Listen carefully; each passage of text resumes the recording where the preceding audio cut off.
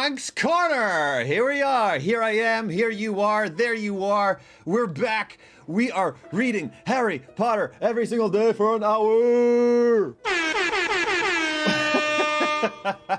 Welcome, everybody. We've been reading Harry Potter for every day. Well, not every day. There's been big chunks where I haven't. But reading books almost every day for the last 4 months. If this is your first time tuning in, we have a fun community here. People love the intro. I love the intro too. I'm so into it. I'm so happy. Ceci made that intro. Jordan Clausen and Nathan made the song. Yeah, we're gonna get into reading in a second here, but I've also got something fun to announce. Very good friend of mine, very close friend, but also the closest enemy I have. Nathan Mose, who's also usually in the chat. He said, "Hey, I've got an idea. I wanna make a little podcast." I was like, "Okay." So he came by and just said, "Just react to what I'm doing." So he made a podcast called Conks Corners Coroner, where we explore the death in the Harry Potter universe. It's very funny. He's very funny. So right now I've uploaded it onto the Discord. I'll make it. It's the announcements tab there. I don't know how to make it available here on YouTube quite yet, but once it gets to that, we can make that happen. Yeah, the intro makes me really happy too, Amanda Anger. Yeah, oh, first time joining in YouTube Live, and it's my birthday. It's Zineb. I hope I'm saying your name, Zineb Canuous. Welcome to the live, and happy birthday, happy birthday to you. That's my birthday song for you. Okay, so where did we leave off? Let's get started on the reading, shall we? Oh, it's Zeynep's birthday as well. Wait, Zineb and Zeynep. Is it both of your birthdays? Well, I hope. Well, happy birthday either way. Okay, what happened last time? Right, they were suspecting. Ron said, "Oh, Snape is just really trying. He's on the other side." And Hermione said, "Well, when was Dumbledore not right about trusting Snape?" Yeah, Neville's been getting really good in the dark arts private courses, or the Umbridge squashers, whatever we're calling it, the US or the DA. And let's get right back into it, shall we? Let's have a really nice time. Okay. I don't want to knock over Dexter's camera here because it's kind of... Oh, there he is, just sitting. Really nice. There we go. Okay. I almost knocked it over. With so much to worry about and so much to do, a startling amount of homework that frequently kept the fifth years working until past midnight, secret DA sessions and regular classes with Snape, January seemed to be passing alarmingly fast. Before Harry knew it, February had arrived, bringing with it wetter and warmer weather, and the prospect of the second Hogsmeade visit of the year with Cho Chang. Harry had very little time to spare for conversations with Cho since they had agreed to visit the village together, but suddenly found himself facing a Valentine's Day spent entirely in her company. Oh man. What happened to Mark? Mark is not here today again. He's in the middle of packing and doing all that jazz, right? He's in case you don't know, they usually have my friend Mark sitting here, who also takes part in the stories. But he is packing, and upcoming Tuesday, will be his last day with us. Very sad, but it'll be his last day. So we're gonna have a little celebration of Mark on that day. Is Lois? Lois is also not there. Oh, right. Lois is also not there, but Carrie, who's usually in the chat, she is the moderator today. So she will be in there. Okay. On the morning of the 14th, he dressed particularly carefully. Ooh. He and Ron arrived at breakfast just in time for the arrival of the post owls. Hedwig was not there. Not that Harry had expected her. But Hermione was tugging a letter from the beak of an unfamiliar brown owl as they sat down. "And about time, if it hadn't come today," she said, eagerly tearing open the envelope and pulling out a small piece of parchment. Her eyes sped from left to right as she read the message, and a grimly pleased expression spread across her face. Okay. "Listen, Harry," she said, looking up at him. "This is really important. Do you think you could meet me in the Three Broomsticks around midday?"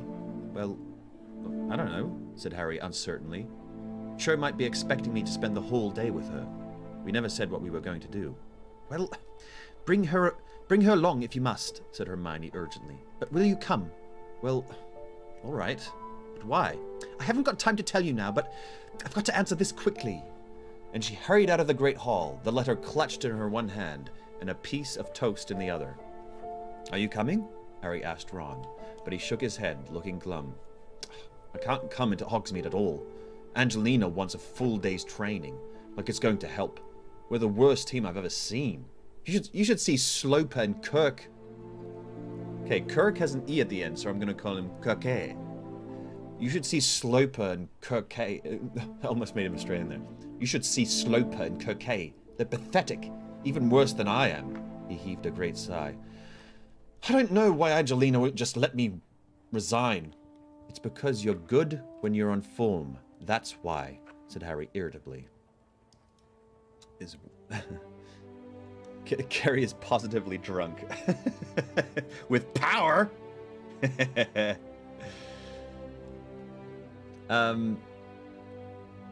we go. He found it very hard to be sympathetic to Ron's plight, when he himself would have given almost anything to be playing in the forthcoming match against Hufflepuff. Ron seemed to have noticed Harry's tone because he did not mention Quidditch again during breakfast, and there was a slight frostiness in the way they said goodbye to each other shortly afterwards. Ooh, another rift is forming. Ron departed for the Quidditch pitch, and Harry, after attempting to flatten his hair while staring at his reflection in the back of a teaspoon, proceeded alone to the entrance hall to meet Cho, feeling very apprehensive and wondering what on earth they were going to talk about. She was waiting for him a little to the side of the oak front doors, looking very pretty with her hair tied back in a long ponytail.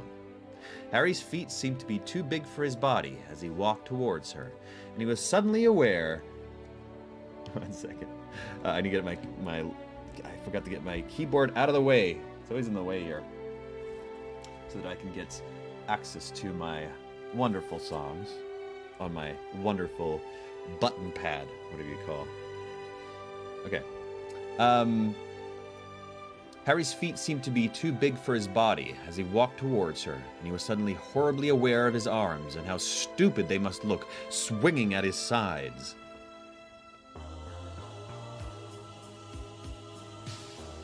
Hi, said Cho slightly breathlessly. Hi, said Harry. What the... Here we go. Hi, said Cho slightly breathlessly. Hi, said Harry. They stared at each other for a moment.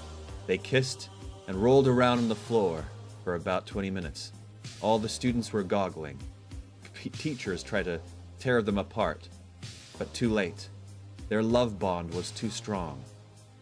They married, had about 5 kids, until Voldemort killed every single one of them. Wow, the book's over. What the heck? Oh, man. Oh, wow, that was a surprising ending. Oh, wow. They stared at each other for a moment. Then Harry said, well, shall we go then? Oh, yes. They joined the queue of people being signed out by Filch, occasionally catching each other's eye and grinning shiftily. Ooh. I think something... This thing... Is that too loud? Yeah. Okay, there we go. They joined the queue of people being signed out by Filch, occasionally catching each other's eye and grinning shiftily, but not talking to each other. Harry was relieved when they reached the fresh air, finding it easier to walk along in silence than just stand about looking awkward. It was a fresh, breezy sort of day, and as they passed the Quidditch stadium, Harry glimpsed Ron and Ginny skimming along over the stands and felt a horrible pang that he was not up there with them. You really miss it, don't you? Said Cho. He looked around and saw her watching him. Yeah, sighed Harry. I do. Remember the first time we played against each other? In the 3rd year? She asked him. Yeah, said Harry, grinning. You kept blocking me. And Wood told you not to be a gentleman and knock me off my broom if you had to, said Cho, smiling reminiscently. I heard he got taken on by a Pride of Portree. Is that right? Nah, it was Puddlemere United. I saw him at the World Cup last year. Oh, I saw you there too, remember? We were on the same campsite. It was really good, wasn't it? The subject of the Quidditch World Cup carried them all the way down the drive and out through the gates. Harry could hardly believe how easy it was to talk to her.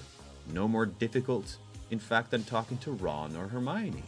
And he was just starting to feel confident and cheerful when a large gang of Slytherin girls passed him, including Pansy Parkinson.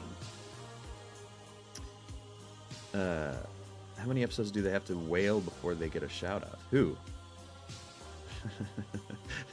Next on Conk's Corner's Corner, Voldemort kills Harry, Cho, and their 5 kids.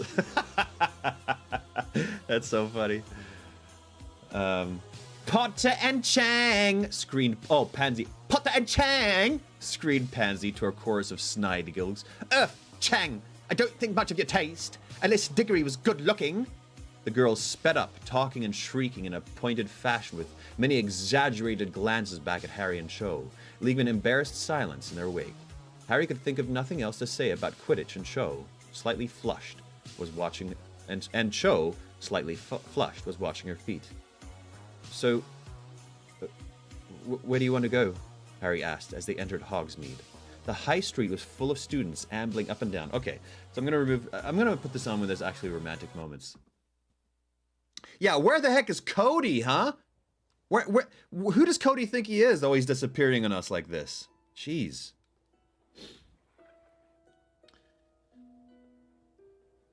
The high street was full of students ambling up and down, peering into the shop windows and messing about together on the pavement. Oh, I don't mind, said Cho, shrugging. Shall we just have a look in the shops or something? They wandered towards Dervish and Bangs. A large poster had been stuck up in the window, and a few Hogsmeaders were looking at it.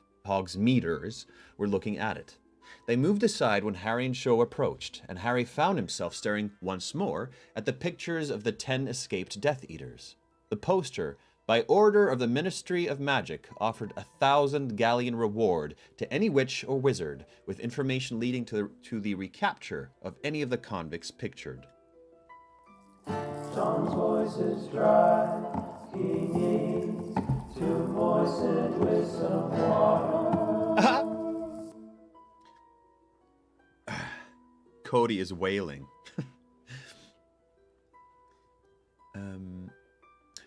It's funny, isn't it? Said Cho in a low voice, gazing up at the pictures of the Death Eaters.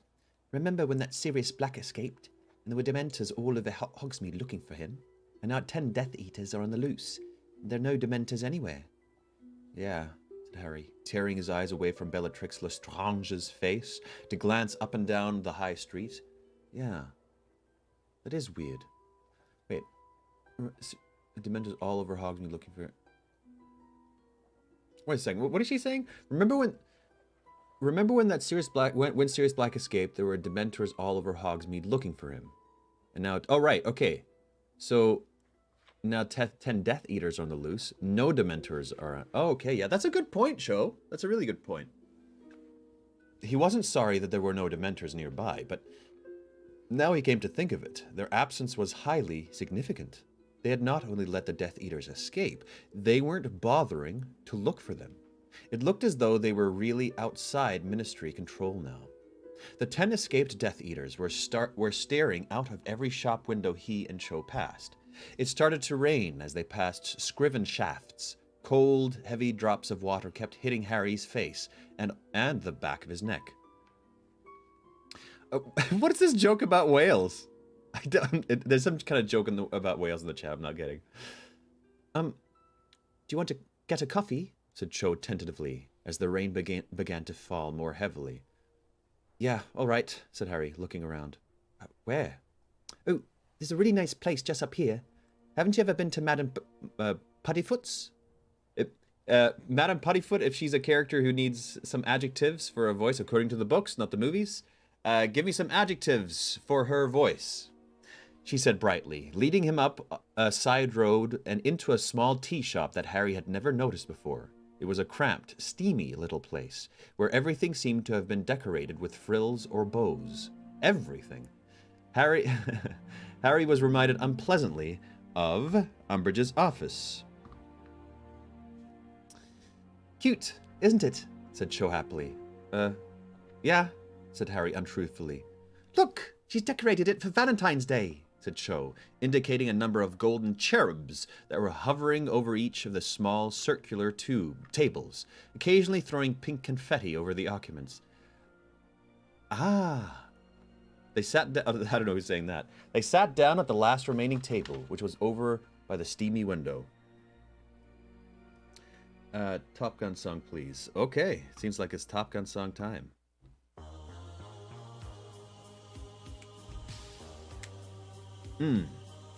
Dig this so much. Okay. Roger Davies, the Ravenclaw Quidditch captain, was sitting about 1.5 feet away with a pretty blonde girl. They were holding hands. The sight made Harry feel uncomfortable, particularly when, looking around the tea shop, he saw that it was full of nothing but couples, all of them holding hands. Perhaps Cho would expect him to hold her hand. Oh, Madame Puttyfoot. She's got a pattyfoot. No adjectives for her. No adjectives.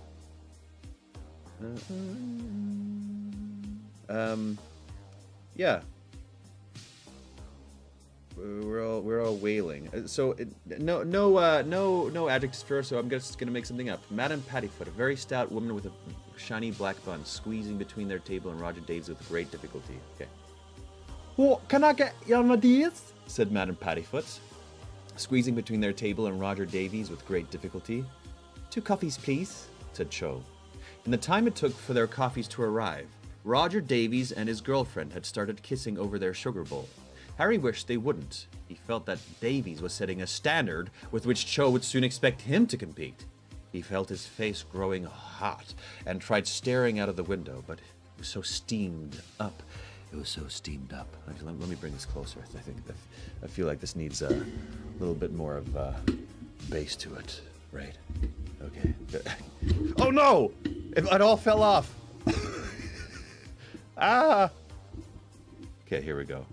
This is better.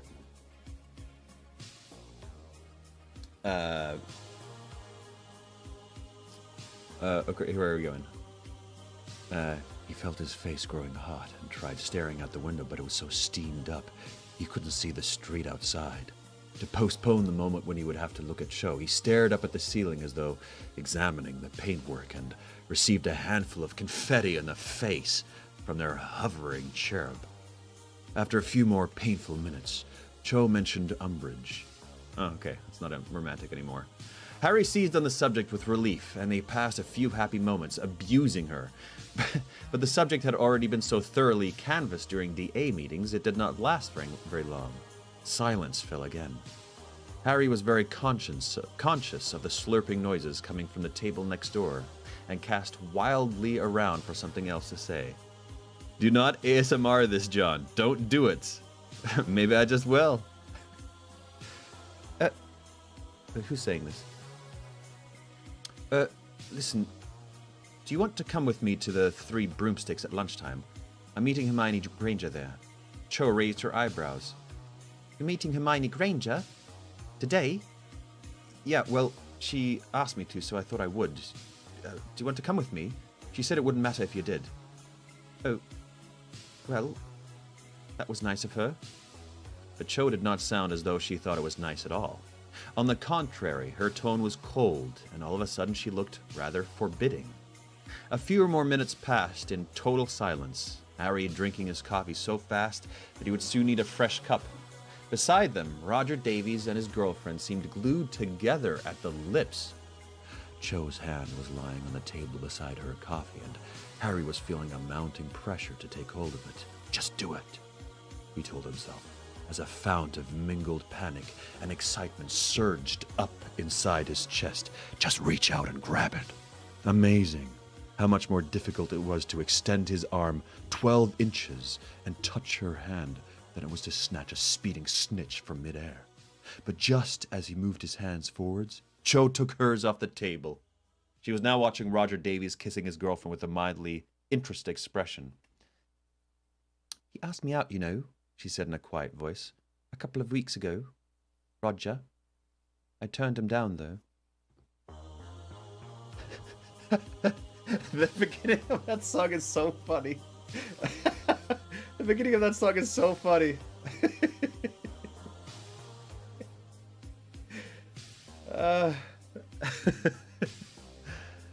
Oh, man. Harry, who had grabbed the sugar bowl to excuse his sudden lunging movement across the table, could not think why she was telling him this. If she wished she was there sitting at the table being heartily kissed by Roger Davies, why had she agreed to come out with him? He said nothing. Their cherub threw another handful of confetti over them. This little guy has no idea. This little cherub is like, now? How about now?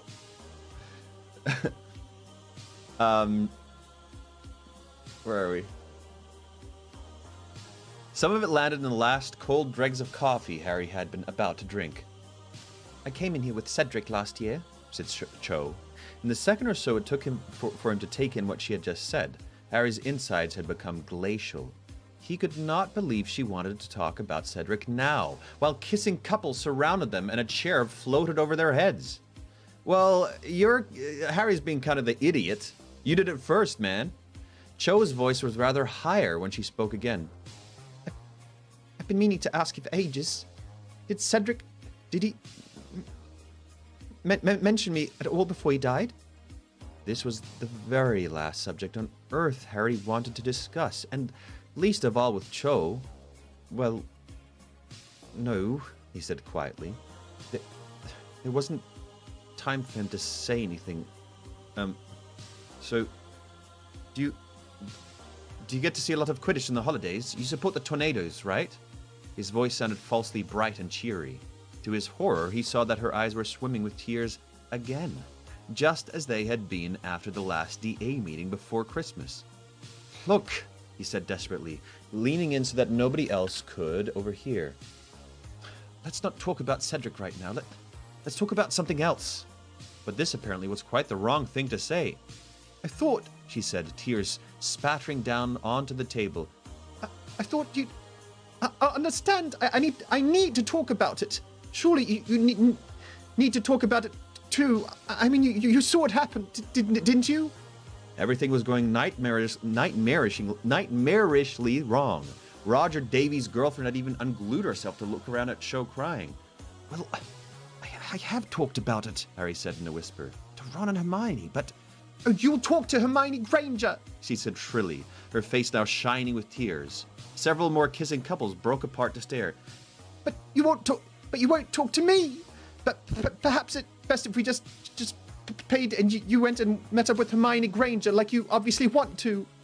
Harry stared at her, utterly bewildered, as she seized a frilly napkin and dabbed at her shining face with it.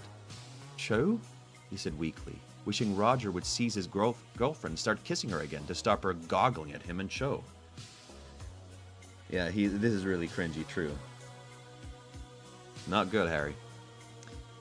Go on, leave, she said, now crying into the napkin. I don't know why you asked me out in the first place if you're going to make arrangements to meet other girls right after me. How many are you meeting after Hermione? It's not like that, said Harry, and he was so relieved at finally understanding what she was annoyed about that he laughed, which he realized a split second too late was also a mistake. Cho sprang to her feet. The whole tea room was quiet, and everybody was watching them now. I'll see you around, Harry, she said dramatically, and hiccuping slightly, she dashed to the door, wrenched it open, and hurried off into the pouring rain. Cho! Harry called after her, but the door had already swung shut behind her with a tuneful tinkle. Okay. Hermione Granger.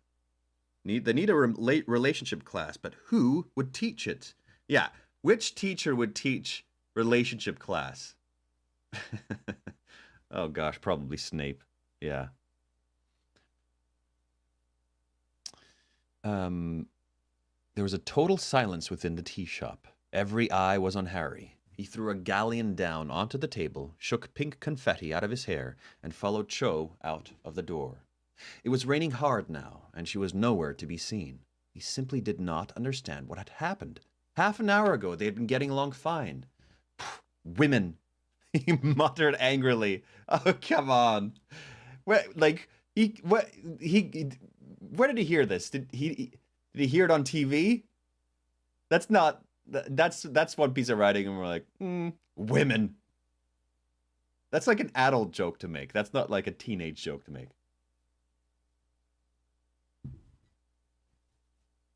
He muttered angrily, sloshing down the rain-washed street with his hands in his pockets. What did she want to talk about Cedric for anyway? Why does she always want to drag up a subject that makes her act like a human hosepipe? Oh, wow. He turned right and broke into a splashy run, and within minutes, as he was, it's so dramatic, running in the rain, splash rain. She doesn't love me. She loves Cedric Diggory. She can't get over him. And within minutes, he was turning into the doorway of the Three Broomsticks. He knew he was too early to meet Hermione, but he thought it would likely there would be someone in here with whom he could spend the intervening time. He shook his wet hair out of his eyes and looked around. Hagrid was sitting alone in a corner, looking morose. Oh, Hagrid's back! Human host pipe. Yeah, Top Gun music with him running in the rain. Totally. Yeah. Hi, Hagrid, he said, when he had squeezed through the crammed table and pulled up a chair beside him. Hagrid jumped and looked down at Harry, as though he barely recognized him. Harry saw that he had two fresh cuts. What is up with Hagrid? Harry saw that he had two fresh cuts on his face and several new bruises. Oh, it's you, Harry, said Hagrid. You all right? Yeah, I'm fine, lied Harry. But next to this battered and mournful-looking Hagrid, he felt he didn't really have much to complain about. Are you okay? I'm gonna put on... Where did he go to? Three broomsticks. I'm just gonna put it onto the purple one. Still dark. Still inside. Where we go? Are you okay? Me? Said Hagrid. Oh, yeah. I'm grand, Harry. Grand. He gazed into the depths of his pewter tankard, which was the size of a large bucket, and sighed. Harry didn't know what to say to him. They sat side by side in silence for a moment. Then Hagrid said abruptly, In the same boat, you and me, aren't we, Harry? Oh, wait, no. For a moment I thought, these cuts and bruises were from, the other giantess, the giantess that he's in love with. What's her name? They've had a fight or something, but no. I don't think she would write that kind of abusive relationship into this with, like, Hagrid. So, but he's been dissed by, what's her name? Oh, giant lady. Anyway, let me know in the chat. I forget her name. The same boat, you and me, aren't we, Harry? Said Harry. Yeah. I said it before. Both outsiders, like, Said Hagrid, nodding wisely. and both orphans. Yeah. Both orphans. He took a great swing from his tankard. Makes a difference, having a decent family, he said. Me dad was decent, and your mum and dad were decent. If they'd lived, life would have been different, eh? Yeah, suppose, said Harry cautiously. Hagrid seemed to be in a very strange mood. Madam Maxine! Yes, that's her. Family, Said Hagrid gloomily. whatever you say, blood's important. And he wiped a trickle of it out of his eye. Hagrid, said Harry, unable to stop himself. Where are you getting all these injuries? Eh? Said Hagrid, looking startled. What injuries? All those, said Harry, pointing at Hagrid's face. Oh, that's just normal bumps and bruises, Harry, Said Hagrid, dismissively. I've got a rough job. He drained his tankard, set it back on the table, and got to his feet. I'll be seeing you, Harry. Take care now. And he lumbered out of the pub looking wretched and disappeared into the torrential rain. Harry watched him go, feeling miserable.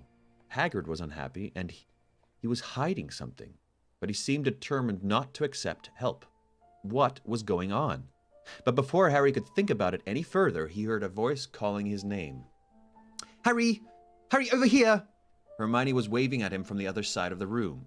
He got up and made his way towards her through the crowded pub. He was still a few tables away when he realized that Hermione was not alone. She was sitting at a table with the unlikeliest pair of drinking mates he could ever have imagined. Luna Lovegood, and none other than Rita Skeeter, ex-journalist on the Daily Prophet, and one of Hermione's least favorite people in the world. What? What is Rita Skeeter doing? Okay. Interesting. Aha. You're early, said Hermione, moving along to give him room to sit down. I thought you were with Cho. I wasn't expecting you for another hour at least. Oh, what was Rita's voice? Shoot. I thought she was out of the picture, so I've never practiced her voice. Well, what do we have here? Okay, what was her voice again? Rita Skeeter. No. She was a little pervy, wasn't she? Oh gosh, what was her voice? Talking like this, somewhat like... Oh, yes. Cho, said Rita at once, twisting around in her seat to stare avidly at Harry. A girl? She snatched up her crocodile skin handbag and groped within it. It's none of your business if Harry's been with 100 girls, Hermione told Rita coolly. So you can put away that right now. That's why I like Hermione. Rita had been on the point of withdrawing an acid green quill from her bag. Looking as though she had been forced to swallow stink sap, she snapped her bag shut again. What are you up to? Harry asked, sitting down and staring from Rita to Luna to Hermione. Flirtatious, a little sexier, right? I pitched in... Oh yes, a little sexier. Moira Rose! Yeah. Oh yeah, that was it! Thank you very much, Alana. Moira Rose! Totally. Yes. Moira Rose. Yeah, that totally. I remember now. Little Miss Prefect was just about to tell me when you... Oh man, it sounds like she needs speech therapy or something. Little Miss Perfect was just about to tell me when you arrived, said Rita, taking a large slurp of her drink. I suppose I'm allowed to talk to him, am I? She shot at Hermione. Yes, I suppose you are, said Hermione coldly. Unemployment did not suit Rita. The hair that had once been set in elaborate curls now hung lank and unkempt around her face. The scarlet paint on her 2-inch talons was chipped, and there were a couple of false jewels missing from her winged glasses. She took another great gulp of her drink and said out of the corner of her mouth, "Pretty girl, is she, Harry?" Why did we remind him? Starting to sound like drunk Filch. Maybe you should put on a wig on to get more in character. It was so close to fixing it.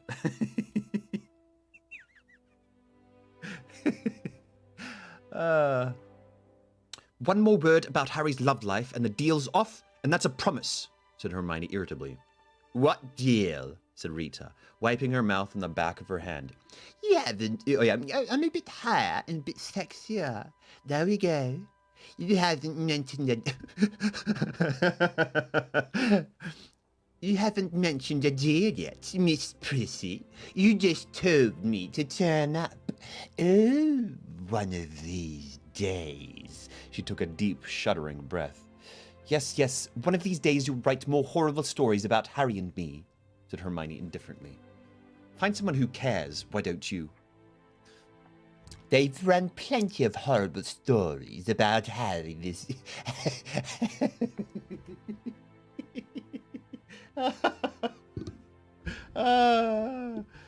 She's fun.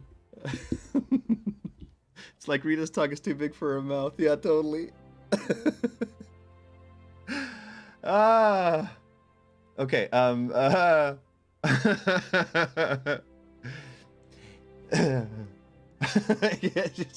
she makes me laugh so much. They've run plenty of horrible stories. They've read plenty. I can't do her voice. I can't do her voice without laughing. It sounds like she's constantly chewing her tongue like bubblegum. Yeah, totally. They've run plenty of horrible stories about Harry this year.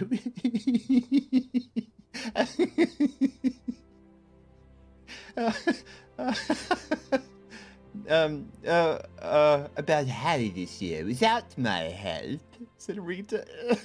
Okay, that sentence is very funny. Shoot out, man.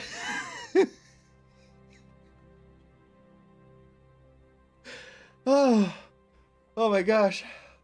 Oh, said Rita, shooting a sideways look at him over the top of her glasses. Oh man, it's so... Oh, I'm gonna put on my fan. There we go. Oh, good. I needed some of that. Oh, I'm sweating here, laughing so hard. Marriage is what brings us together today.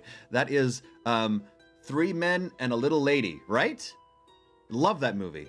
Okay. Said Rita, shooting a sideways look at him over the top of her glass and adding in a rough whisper. How does that make you feel, Harry? Betrayed? Distraught? Misunderstood? He feels angry, of course, said Hermione in a hard, clear voice, because he's told the Minister of Magic the truth, and the Minister's too much of an idiot to believe him. So you actually stick to it, do you? That he who must not be named is back, said Rita, lowering her glass and subjecting Harry to a piercing stare, while her fingers strayed longingly to the clasp of the crocodile bag. You stand by all this garbage Dumbledore's been telling everybody about you-know-who returning, and you being the sole witness. Oh no, it's Princess Bride, right. Right, Princess Bride. But there's also, I think that... Oh no, that's Princess Bride. I mixed it up with 3 Men and a Little Lady, which are also great movies. I wasn't the sole witness, snarled Harry. There were a dozen odd Death Eaters there as well. Want their names? I'd love them, breathed Rita, now fumbling in her bag once more, and gazing at him as though he was the most beautiful thing she had ever seen. A great, bold headline. Potter accuses. A subheading. Harry Potter names Death Eaters still among us. And then beneath a nice big photograph of you, just a teenage survivor of you-know-who's attack, Harry Potter, 15, caused outrage. Caused outrage. Yes. Yesterday by accusing respectable and prominent members of the wizarding community of being Death Eaters. The quick quote's quill was actually in her hand and halfway to her mouth when the rapturous expression on her face died. But of course, she said, lowering the quill and looking daggers at Hermione. Little Miss Perfect wouldn't want that story out there, would she?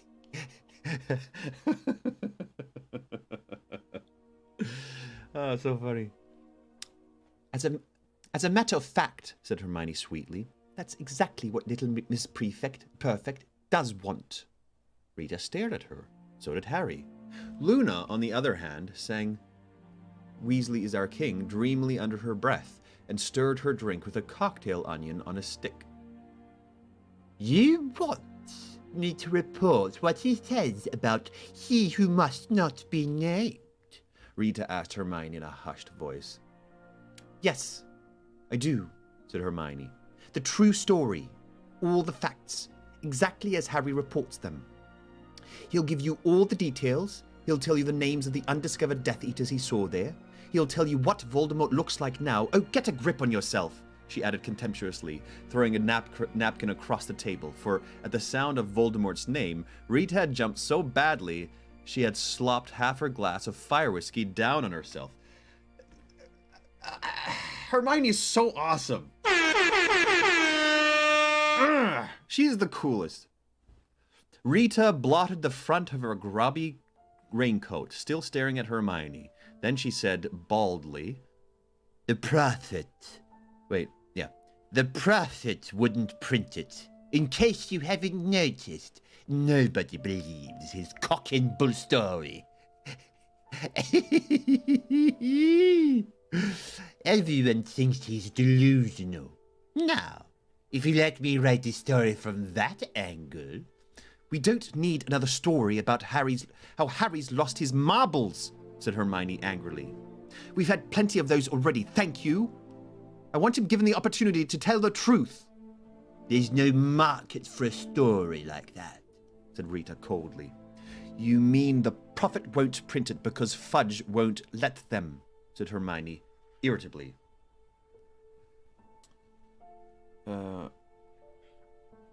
She said baldly. Yeah. Baldly. That's what's described in there. Bold. Like bald. Boldly. It should be B-O-L, not B-A-L, right? Weird.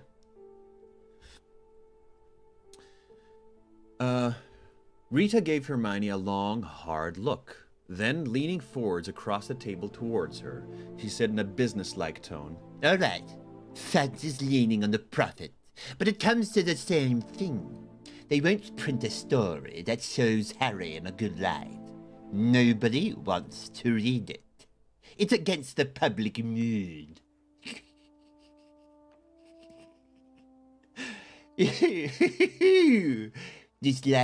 This last Azkaban breakout has got people quite worried enough. People just don't want to believe you-know-who is back. So the Daily Prophet exists to tell people what they want to hear, does it? Said Hermione scathingly. Rita sat up straight again, her eyebrows raised, and drained her glass of fire whiskey. The Prophet exists to tell itself, you silly girl, she said coldly. My dad thinks it's an awful paper, said Luna, chipping into the conversation unexpectedly, sucking on her cocktail onion. She gazed at Rita with her enormous, protuberant, slightly mad eyes. He publishes important stories he thinks the public needs to know. He doesn't care about making money. Rita looked disparagingly at Luna. I'm guessing your father runs some stupid little village newsletter, she said. Probably 25 ways to mingle with muggles and the dates of the next Bring and Fly sale. No, said Luna, dipping her onion back into her gilly water. He's the editor of the Quibbler. Rita snorted so loudly that people at a nearby table looked around in alarm. Bald-faced lie. Oh, right. Gotcha.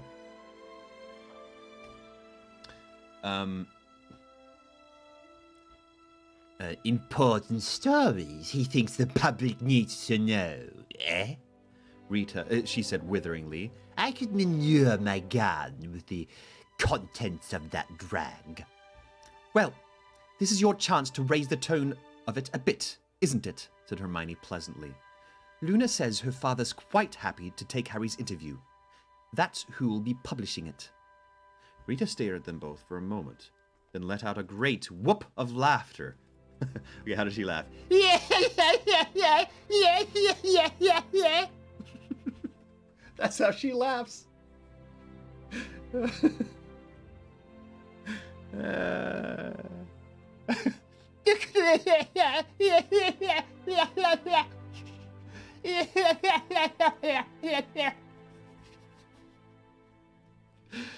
Oh my gosh.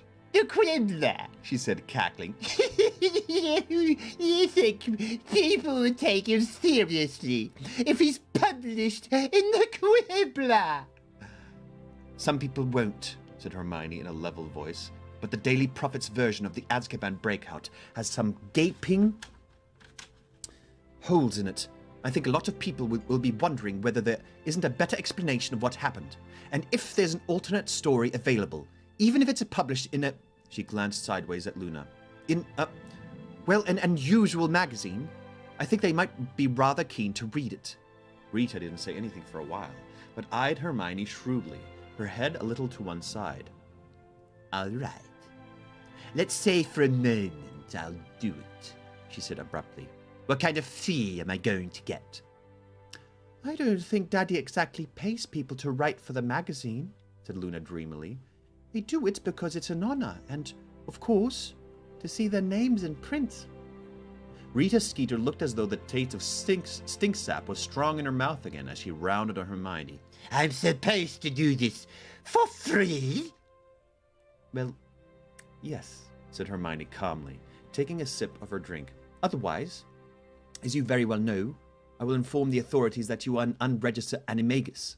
Of course, the prophet might give you rather a lot for an insider's account of life in Azkaban. Woo! Rita looked as though she would have liked nothing better than to seize the paper umbrella sticking out of Hermione's drink and thrust it up her nose. I don't suppose I've got any choice, have I? Said Rita, her voice shaking slightly. She opened her crocodile bag once more, withdrew a piece of parchment, and raised her quick quotes quill. Daddy will be pleased, said Luna brightly. A muscle twitched in Rita's jaw. Oh, hiccups. Okay, Harry, said Hermione, turning to him. Ready to tell the public the truth? I suppose, said Harry, watching Rita balancing the quick quotes quill at the ready on the parchment between them. Fire away then, Rita, said Hermione serenely, fishing a cherry up from the bottom of her glass. End of chapter. Hermione is a boss. You've got quite a collection of laughs. Yeah, I do indeed, don't I? Grandma Turtle tongue laugh. I'm actually currently coloring Harry Potter Magical Creatures postcard coloring book. Cool. Bam, Hermione. Anybody else's stream just stopped, or what? Was it my Wi-Fi? I think it's your Wi-Fi, Lucas, because people are still typing on here. Caitlin, post some pics in the show-off channel. Yeah, do that. Man, she is a boss and a half. She's such a boss. Chapter 26, Seen and Unforeseen. We got about 13 minutes left. Only going an hour today, because I'm out of here afterwards. Hanging out with Nathan. Okay, here we go. Luna said vaguely that she did not know how soon Rita's interview with Harry would appear in the Quibbler. That her father was expecting a lovely long article on recent sightings of crumple-horned snorkax, and of course, that'll be a very important story. So Harry might have... Oh, wait, what? Oh, she's speaking now all of a sudden? Oh, wait, okay. That her father was expecting a lovely long article on recent sightings of crumple-horned snorkax. And of course, that'll be a very important story, so Harry might have to wait for the following issue, said Luna. Harry had not found it an easy experience to talk about the night when Voldemort had returned. Rita had pressed him for every little detail, and he had given her everything he could remember, knowing that this was his one big opportunity to tell the world the truth. He'd wondered how people would react to the story. He guessed that it would confirm a lot of people in the view that he was completely insane, not least because his story would be appearing along utter rubbish about crumple-horned snorkax. But the breakout of Bellatrix Lestrange and her fellow Death Eaters had given Harry a burning desire to do something, whether or not it worked. Who's this? Dean. Is this the guy I always forget? I think it is, isn't it? I think it's the guy I always forget. I always forget him. I forget his voice. Man. What was his voice? Can't wait to see what Umbridge thinks of you going public. Who knows? Said Dean, sounding awestruck at dinner on Monday night. Seamus was shoveling down large amounts of chicken and ham pie on Dean's other side, but Harry knew he was listening. Nondescript British bloke. Yep. He had to remember. Who cares about Dean at this point? Keanu Reeves. Italian. Right, he's Italian. Yeah, I'll make him Italian. I forgot about that. The right thing to do, Harry, said Neville, who was sitting opposite him. He was rather pale, but went on in a low voice. It must have been tough. Talking about it. Was it? Yeah, mumbled Harry. But people have got to know what Voldemort's capable of, haven't they? That's right, said Neville, nodding. And as Death Eaters too. People should know. Neville left his sentence hanging and returned to his baked potato. Seamus looked up, but when he caught Harry's eye, he looked quickly back at his plate again. After a while, Dean, Seamus, and Neville departed for the common room, leaving Harry and Hermione at the table waiting for Ron, who had not yet had dinner because of Quidditch practice. Dude, he legit did Keanu. Oh, right, yeah, I did. Man, maybe Italian Keanu next time. Keanu. Right, he was Keanu. Yes, I remember now. How do I forget him every single time? That's crazy. Cho Chang walked into the hall with her friend Marietta. Harry's stomach gave an unpleasant lurch, but she did not look over at the Gryffindor table and sat down with her back to him. "Oh, I forgot to ask you," said Hermione brightly, glancing over at the Ravenclaw table. "What happened on your date with Cho? How come you were back so early?" Well, it was," said Harry, pulling a dish of rhubarb crumble towards him and helping himself to seconds, "a complete fiasco. Now you mention it." And he told her what had happened in Madame Puddifoot's tea shop. "So then," he finished several minutes later as the final bit of crumble disappeared, she jumps right up, she jumps up, right, and says, "I'll see you around, Harry," and runs out of the place. He put down his spoon and looked at Hermione. "I mean, what was all that about? What was going on?" Hermione glanced over at the back of Cho's head and sighed. "Oh, Harry," she said sadly. "Well, I'm sorry, but you're a bit tactless." "Me? Tactless?" said Harry, outraged. "1 minute, we were getting on fine. Next minute, she was telling me that Roger Davies asked her out and how she used to go and snog Cedric in that stupid tea shop. How was I supposed to feel about that?" "Well, you see," said Hermione with the patient air of someone explaining that 1 + 1 = 2 to an over-emotional toddler. Whew. Italian Keanu, yeah. "You shouldn't have told her that you wanted to meet me halfway through your date." But, spluttered Harry. "But you told me to meet you at 12 and to bring her along. How was I supposed to do that without telling her?" "You should have told her differently," said Hermione, still with that maddeningly patient air. "You should have said that it was really annoying, but I'd made you promise to come along to the Three Broomsticks, and you really didn't want to go. You'd much rather spend the whole day with her, but unfortunately, you thought you really ought to meet me, and would she please come along with you, and hopefully you'd be able to get away more quickly, and it might have been a good idea to mention how ugly you think I am too," Hermione added as an afterthought. "But I don't think you're ugly," said Harry, bemused. Hermione laughed. "Harry, you're worse than Ron." "Well, no, you're not," she sighed, as Ron himself came stumping into the hall, splattered with mud and looking grumpy. "Look, you're worse than Ron." That's a line. She's frustrated with Ron because she likes him, and she's like, stupid Ron doesn't say the right thing, ever. "Hermione is the ultimate wingwoman," says Alana. Absolutely she is. "Look, you upset Cho when you said you were going to meet me, so she tried to make you jealous. It was her way of trying to find out how much you liked her." "Is that what she was doing?" said Harry, as Ron dropped onto the bench opposite them and pulled every dish within reach towards them. Okay, so my opinion was Harry was so stupid for saying that and also not just getting it and being so tactless. But also, she was doing that thing, which is also kind of manipulative, so they're kind of both at fault, in my view. "Is that what she was doing?" said Harry, as Ron dropped onto the bench opposite them and pulled every dish within reach towards him.